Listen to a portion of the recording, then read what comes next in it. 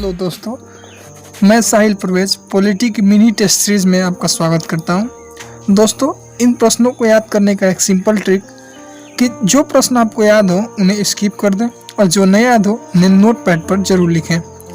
तो बिना समय गंवाए आइए इस सेशन की शुरुआत करते हैं। आज का हमारा पहला प्रश्न है, पंचायती राज एक प्रकार की प्रणाली है। तो आपको बताना है पंचायती राज एक कैसी प्रणाली है। ऑप्शन है ए स्थानीय शासन, बी स्थानीय प्रशासन, सी ग्रामीण स्थानीय स्वशासन, डी इनमें से कोई नहीं। तो दोस्तों, इस प्रश्न का सही जवाब आप इसे पॉज करके एक बार जरूर सोचें। तो आइए मैं इसका सही जवाब बता दूं। इस प्रश्न का सही जवाब होगा ऑप्शन सी अर्थात ग्रामीण स्थानीय स्वशासन, जो गांधी जी के सपने को पूरा करता है। तो आइए चलते हैं अगले प्रश्न नंबर दोस्तों, इसका प्रश्न नंबर 2 है, संविधान के अनुच्छेद जो बच्चों के अधिकारों को प्रदान करते हैं। आपका कथन है अनुच्छेद 24, अनुच्छेद 39, अनुच्छेद 51 और अनुच्छेद 43 है। निम्नलिखित कूटों की सहायता से उत्तर चुनिए। कूट है ऑप्शन ए केवल 1, 2 और 3, बी केवल 1, 3 और 4, सी केवल 2, 3 और 4, डी केवल 1, 2 और 4। बात करें बच्चों के अधिकारों की, तो आर्टिकल 24 में 14 वर्ष से कम के बच्चों का कारखानों और ऐसे कार्यों जिनमें उनके जान का जोखिम हो को करने का निषेध किया गया है। आर्टिकल 39 में निःशुल्क विधिक सहायता, समान कार्य के लिए समान वेतन और बच्चों के बीच धनों के समान वितरण की बात की गई है। और आर्टिकल अनुच्छेद 51 में ए में अर्थात मौलिक कर्तव्य है, इसमें भी 6 से 14 वर्ष के बच्चों को निःशुल्क शिक्षा की बात की गई है। आर्टिकल 43 ए में निर्वाह मजदूरी की बात की गई, इसलिए 1, 2 और 3 अर्थात ऑप्शन ए सही विकल्प होगा।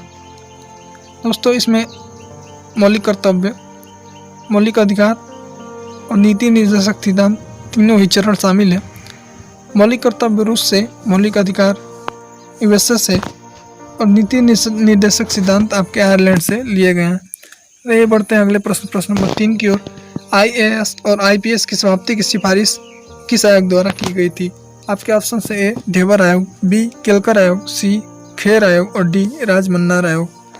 तो दोस्तों, इस प्रश्न का सही जवाब होगा ऑप्शन डी अर्थात राजमन्नार आयोग। राजमन्नार आयोग ने आईएएस और आईपीएस पद की समाप्ति की सिफारिश की थी। अगला प्रश्न है, जिला और सत्र दोनों न्यायाधीश नियंत्रण में काम करते हैं। ऑप्शन है ए जिलाधीश, बी राज्य के राज्यपाल, सी राज्य के विधि मंत्री और डी राज्य के उच्च न्यायालय। तो इस प्रश्न का सही जवाब होगा ऑप्शन डी अर्थात राज्य के उच्च न्यायालय। अर्थात जिला न्यायालय और सत्र न्यायालय दोनों ही राज्य के उच्च न्यायालय के अंतर्गत कार्य करते हैं। निम्नलिखित में से कौन सी समिति द्विस्तरीय पंचायती राज संस्थाओं के बारे में है? आपका प्रश्न नंबर 5 है। ऑप्शन है इसके बलवंत राय मेहता समिति, बी GVK राव समिति, सी LM सिंघवी समिति और डी अशोक मेहता समिति। तो दोस्तों, इस प्रश्न का सही जवाब है अशोक मेहता समिति, जिसने द्विस्तरीय पंचायती राज व्यवस्था की बात की थी। इन्होंने कहा कि ग्राम स्तर पर ग्राम पंचायत और जिला स्तर पर जिला पंचायत होनी चाहिए। इन्होंने प्रखंड स्तर पर पंचायत समिति को हटाने की बात की थी। तो आइए बढ़ते हैं अगले प्रश्न नंबर 6 को। भारत के प्रधानमंत्री के संबंध में निम्नलिखित में से कौन सा कथन सत्य है? आपके ऑप्शन ए है प्रधानमंत्री की नियुक्ति और चयन के लिए संविधान में कोई विशेष प्रक्रिया शामिल नहीं है, बी है प्रधानमंत्री का कार्यकाल तय नहीं है, सी वह राष्ट्रपति के पश्चात पर्यंत पद पर बना रहता है और डी उपयुक्त सभी। तो दोस्तों, आपके तीनों ही ऑप्शन सही हैं, अर्थात ऑप्शन डी इस प्रश्न का सही जवाब होगा, अर्थात उपयुक्त सभी। आइए बढ़ते हैं प्रश्न नंबर 7 को। भारतीय संविधान लागू होने से पूर्व की गई संधि के संबंध में किसी विवाद के लिए उच्चतम न्यायालय अपनी किस अधिकारिता का प्रयोग करता है? ऑप्शन है ए प्रारंभिक क्षेत्राधिकार, बी अपीली क्षेत्राधिकार, सी परामर्शी क्षेत्राधिकार और डी रिट क्षेत्राधिकार। तो दोस्तों, इस प्रश्न का सही जवाब होगा ऑप्शन सी अर्थात परामर्शी क्षेत्राधिकार। आइए बढ़ते हैं प्रश्न नंबर 8 की ओर। संविधान सभा में किस व्यक्ति ने गांव को भारतीय राजनीतिक व्यवस्था की एक इकाई के रूप में मानने का विरोध किया? आपके ऑप्शन से ए HV कामत ने, बी BR अम्बेडकर ने, सी JL नेहरू ने और डी KM मुंशी ने। तो दोस्तों, इस प्रश्न का सही जवाब होगा ऑप्शन बी अर्थात भीमराव अम्बेडकर ने गांव को भारतीय राजनीतिक व्यवस्था की एक इकाई के रूप में मानने का विरोध किया था।